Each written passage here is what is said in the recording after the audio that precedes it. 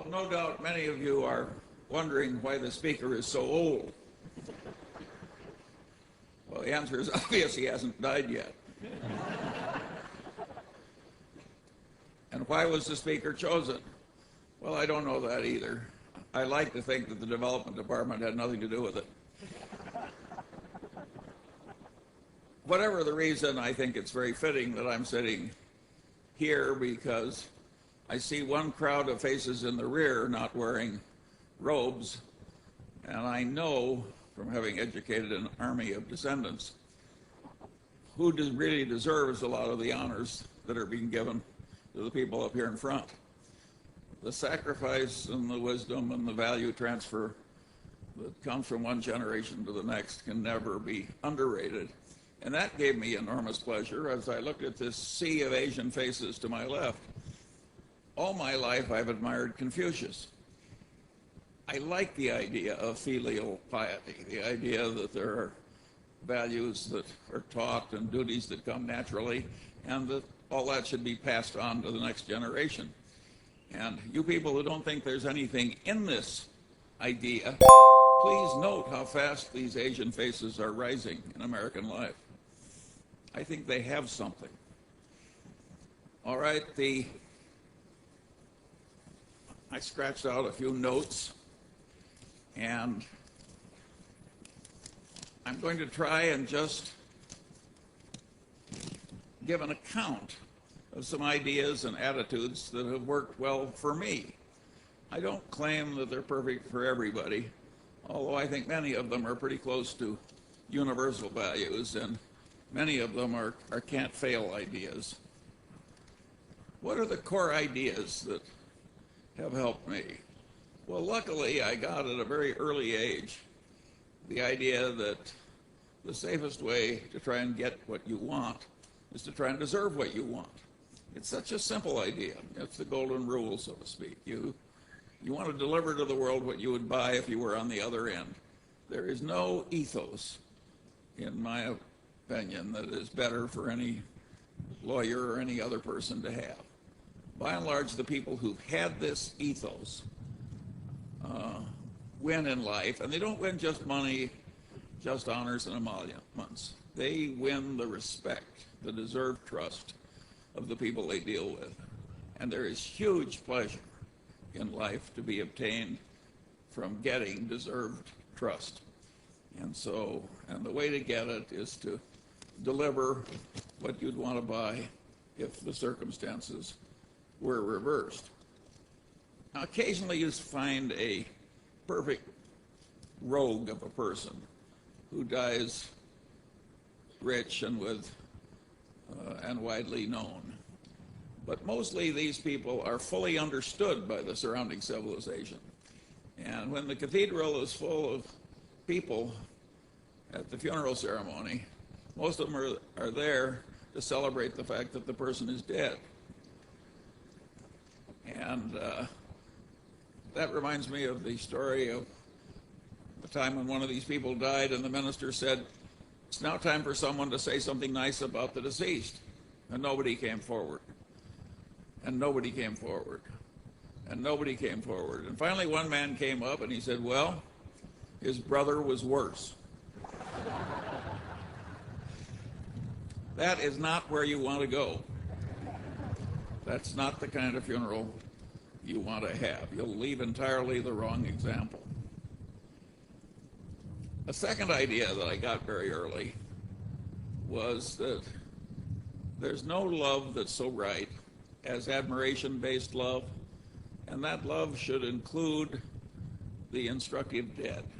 Somehow I got that idea, and I've lived with it all my life, and it's been very, very useful to me. A love like that celebrated by Somerset Maugham in his book of Human Bondage, that's a sick kind of love. It's a disease. And if you find yourself in a disease like that, my advice to you is turn around and fix it, eliminate it. Another idea that I got, and this may remind you of Confucius too, is that wisdom acquisition was a moral duty. It's not something you do just to advance in life. Wisdom acquisition is a moral duty. And there's a corollary to that proposition, which is very important. It means that you're hooked for lifetime learning. And without lifetime learning, you people are not going to do very well. You are not going to get very far in life based on what you already know.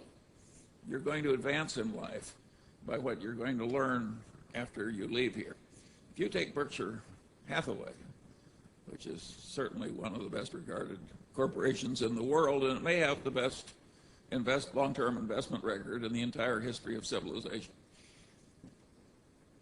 The skill that got Berkshire through one decade would not have sufficed to get it through the next decade with the achievements made. Without Warren Buffett being a learning machine, continuous learning machine, the record would have been absolutely impossible. The same is true at lower walks of life. I constantly see people rise in life who were not the smartest, sometimes not even the most diligent, but they are learning machines. They go to bed every night a little wiser than they were when they got up. And boy, does that habit help, particularly when you have a long run ahead of you. Alfred North Whitehead said at one time that the rapid advance of civilization came only when man invented the method of invention.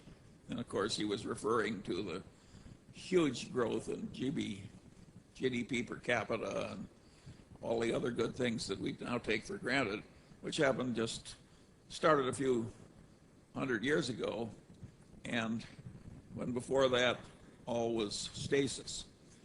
And so if civilization can progress only when it invents the method of invention, you can progress only when you learn the method of learning. I was very lucky. I came to law school having learned the method of learning. And nothing has served me better in my long life than continuous learning. And if you take Warren Buffett, if you watched him with a time clock, I would say half of all the time that he spends is just sitting on his ass and reading. And a big chunk of the rest of the time is spent talking one-on-one, either on the telephone or personally, with highly gifted people whom he trusts and who trust him. In other words, it looks quite academic, all this worldly success. Academia has many wonderful values in it. I came across such a value not too long ago. Well, it was several years ago. When in my capacity as a hospital board chairman, I was dealing with a medical school academic. And this man, over years of hard work, had made himself know more about bone tumor pathology than almost anybody else in the world, and he wanted to pass this knowledge on to the rest of us, and particularly the people that treat cancer, bone cancer. And how was he going to do it? Well, he decided to write a textbook that would be very useful to other people. Now, I don't think a textbook like this sells 2,000 copies, but those 2,000 copies are in all the major cancer centers of the world. He took a year's sabbatical, and he sat down at his computer, and he had all the slides because he saved them and organized them and filed them. And he worked 17 hours a day, 7 days a week for a year. That was his sabbatical. At the end of the year, he had one of the great bone tumor pathology textbooks of the world. When you're around values like that, you want to pick up as much as you can.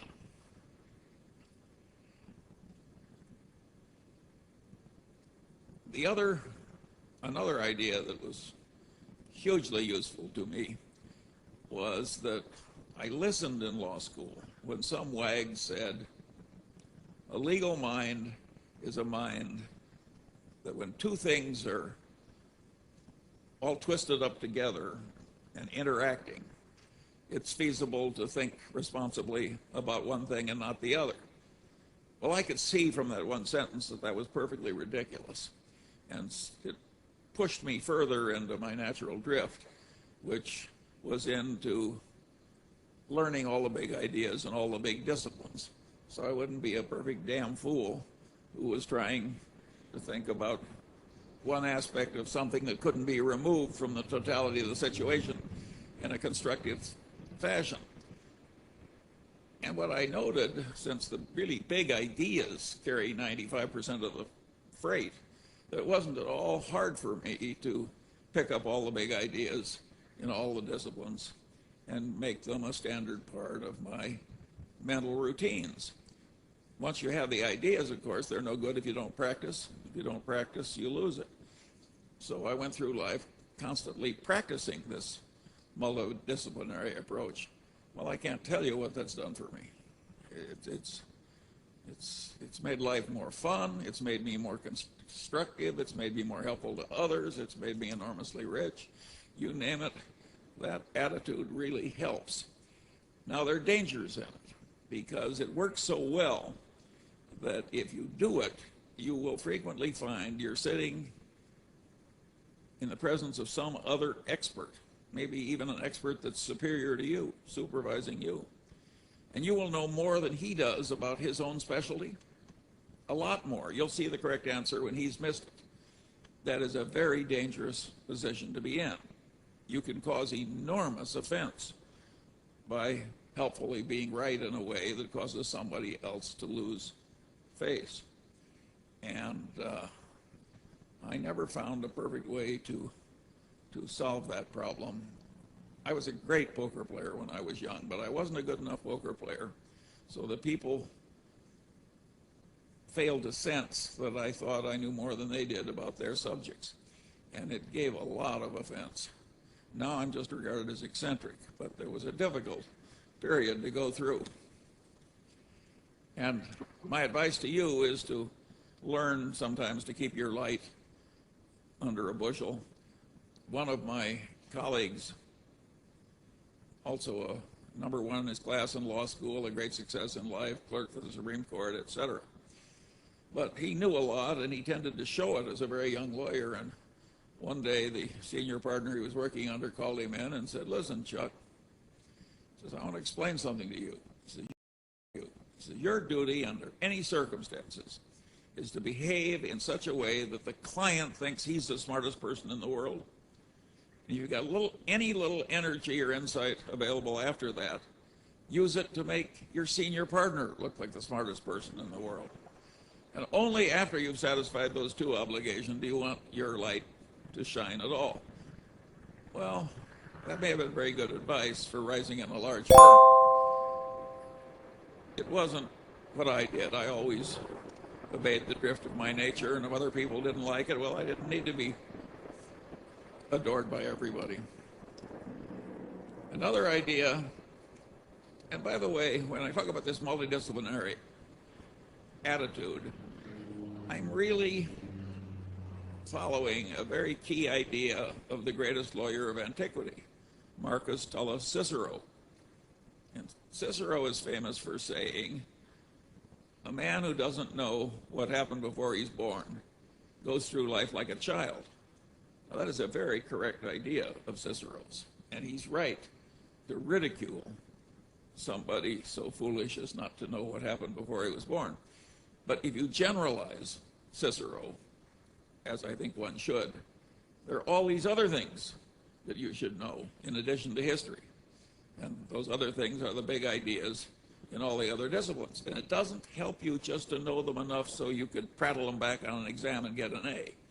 You have to learn these things in such a way that they're in a mental lattice work in your head and you automatically use them for the rest of your life.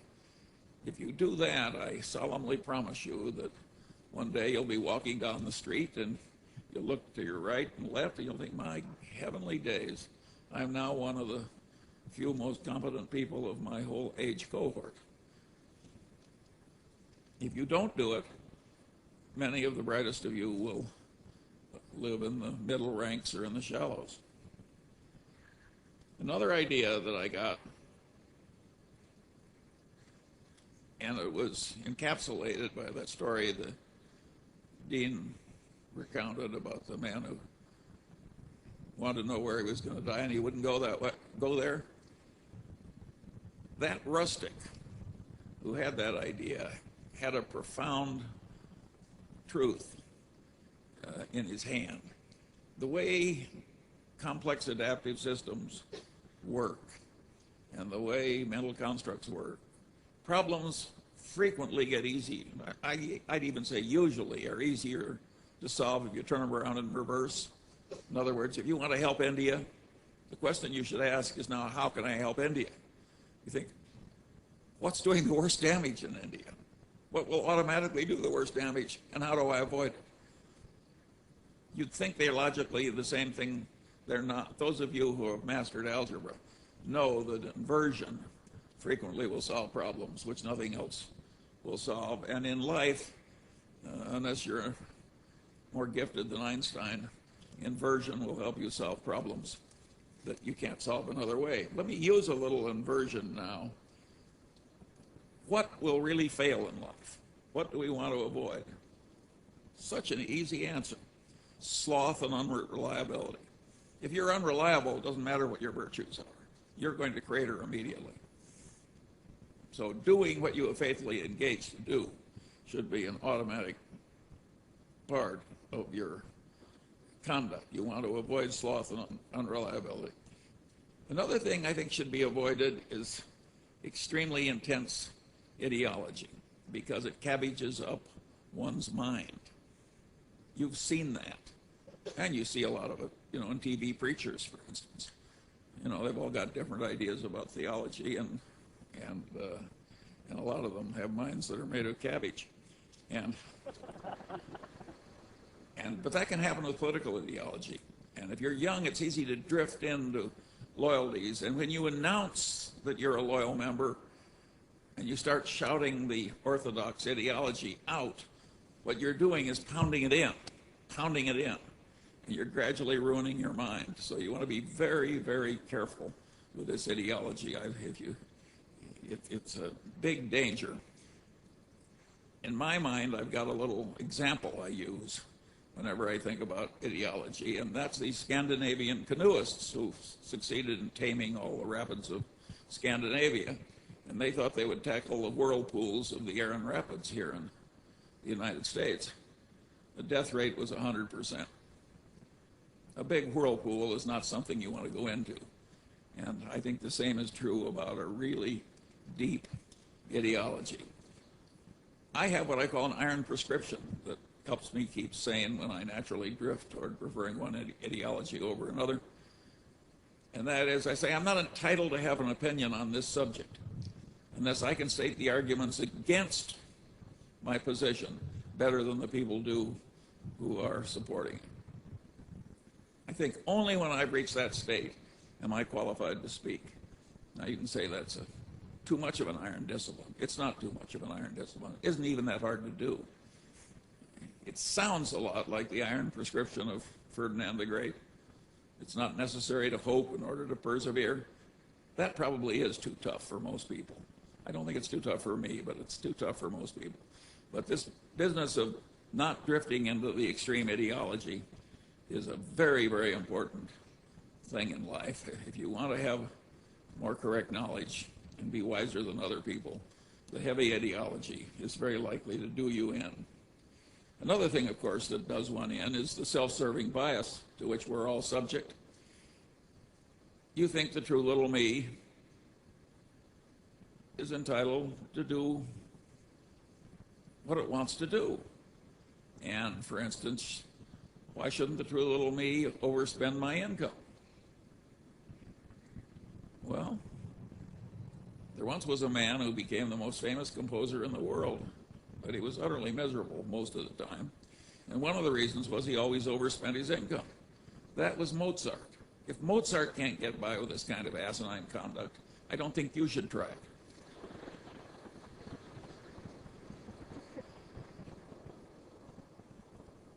Generally speaking, envy, resentment, revenge, and self-pity are disastrous modes of thoughts.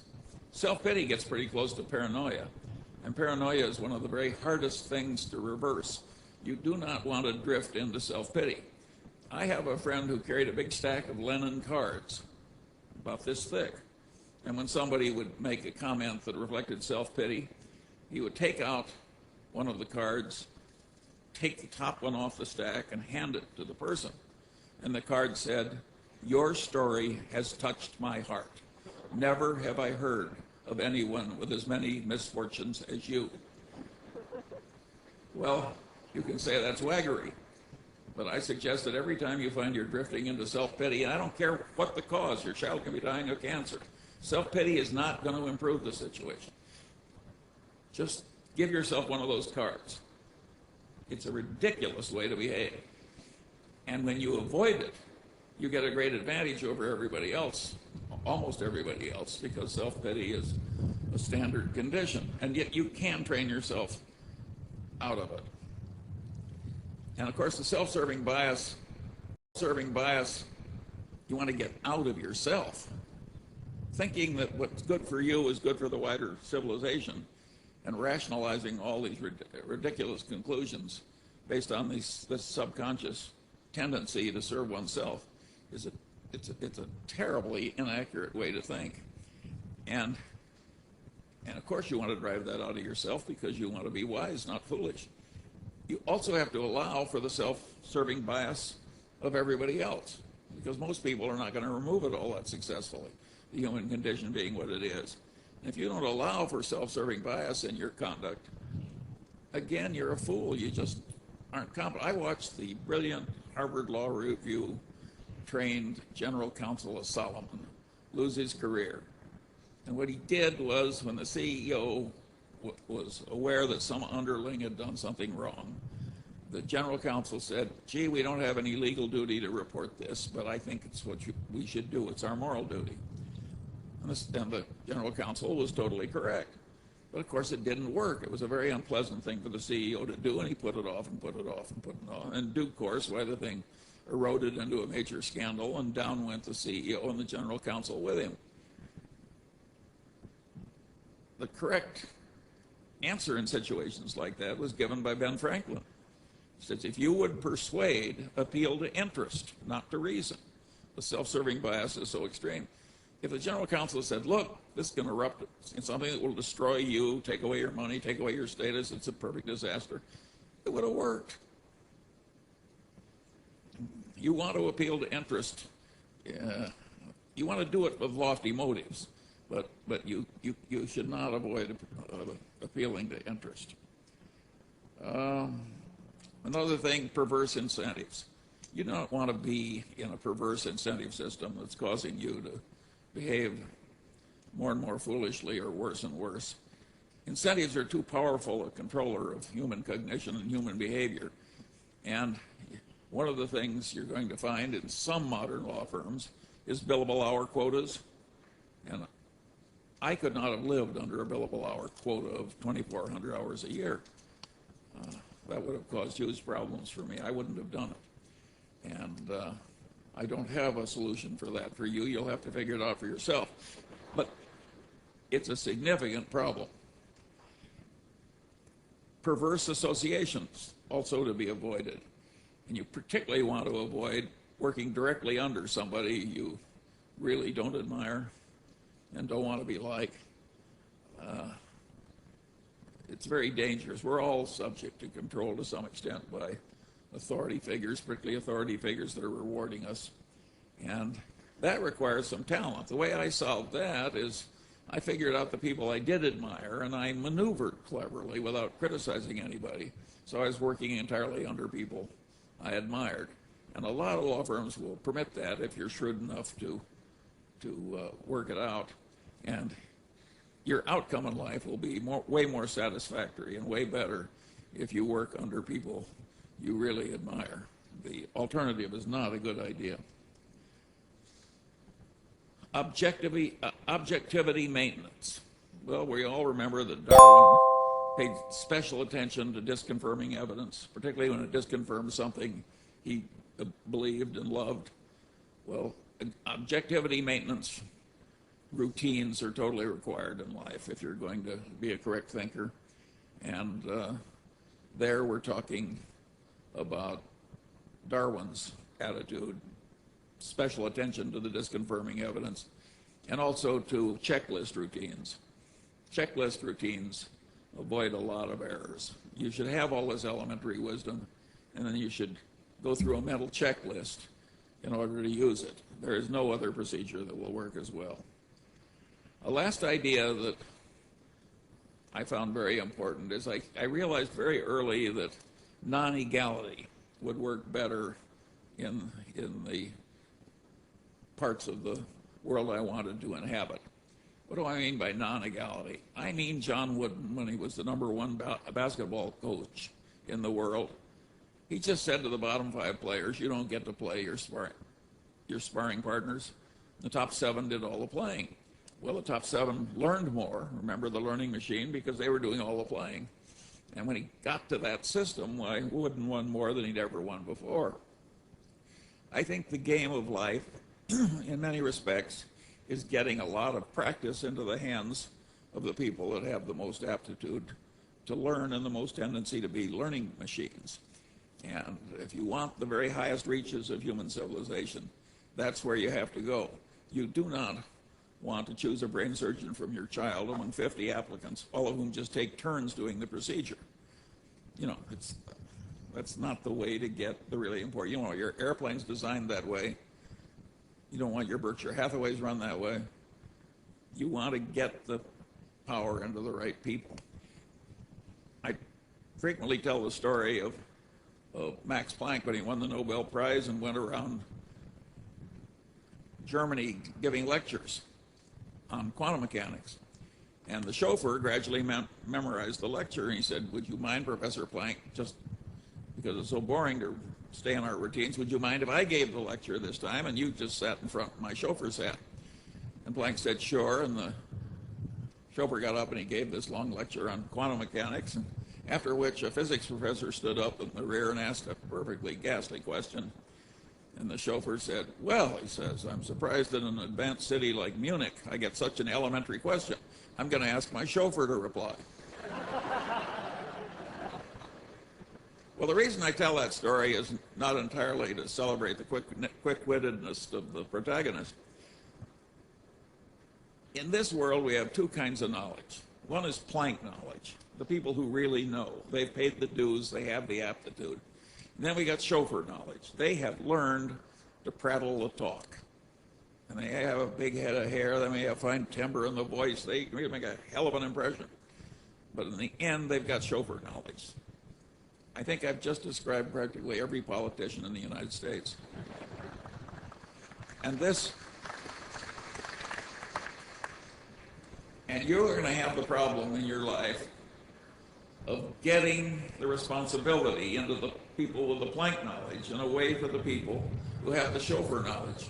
And there are huge forces working against you. My generation has failed you to some extent. We are delivering to you in California a legislature where only the certified nuts from the left and the certified nuts from the right are allowed to serve, and none of them are removable. That's what my generation has done for you. But you wouldn't like it to be too easy, would you?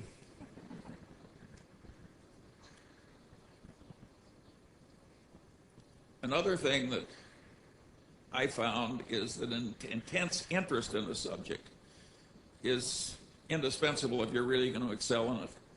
I could force myself to be fairly good in a lot of things, but I couldn't be really good in anything where I didn't have an intense interest.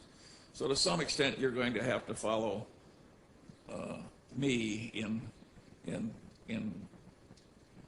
if at all feasible, you want to drift into doing something in which you have a natural interest. Another thing you have to do, of course, is have a lot of assiduity. I like that word because it means sit down on your ass until you do it. And I've had marvelous partners all my life. I think I got them partly because I tried to deserve them, and partly because I was wise enough to select them, and partly maybe there was some luck. But two partners that I chose for one little phase of my life had the following rule when they created a little design, build, construction team. They sat down and said, two-man partnership, divide everything equally. Here's the rule. Whenever we're behind in our commitments to other people, we will both work 14 hours a day until we're caught up. Well, needless to say, that firm didn't fail. The people died honored and rich. It's such a simple idea. It's such a simple idea. Another thing, of course, is life will have terrible blows in it. Horrible blows. Unfair blows. Doesn't matter. And some people recover and others don't. And there, I think the attitude of Epictetus is the best. He thought that every mischance in life was an opportunity to behave well. Every mischance in life was an opportunity to learn something. And your duty was not to be submerged in self-pity, but to utilize the terrible blow in a constructive fashion. That is a very good idea. And you may remember the epitaph which Epictetus left for himself. It said, "Here lies Epictetus, a slave, maimed in body, and the ultimate in poverty and favored of the gods." Well, that's the way Epictetus is now remembered. He's had big consequences. And he was favored of the gods. He was favored because he became wise, and he became manly. Very good idea. I've got a final little idea, because I'm all for prudence as well as opportunism.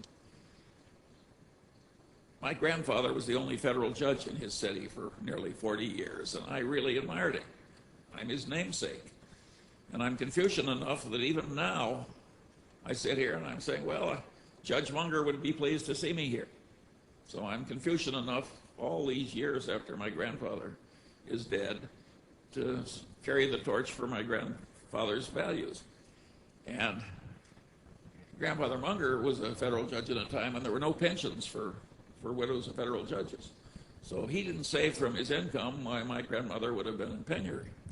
And being the kind of man he was, he underspent his income all his life and left her in comfortable circumstances. Along the way, in the 30s, my uncle's bank failed and couldn't reopen. And my grandfather saved the bank by taking over a third of his assets, good assets, and putting them into the bank and taking the horrible assets in exchange. And of course, it did save the bank. And while my grandfather took a loss, he got most of his money back eventually. But I've always remembered the example. And so when I got to college and I came across Haussmann, I remembered a little poem from Haussmann, and it went something like this. The thoughts of others were light and fleeting, of lovers meeting, luck or fame. Mine were of trouble and mine were steady, and I was ready when trouble came.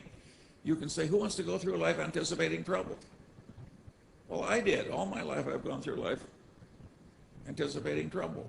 Here I am well along in my 84th year, and like Epictetus, I've had a favored life. It didn't make me unhappy to anticipate trouble all the time and be ready to perform adequately if trouble came. It didn't hurt me at all. In fact, it helped me. So I quit claim to you, Haussmann and Judge Munger.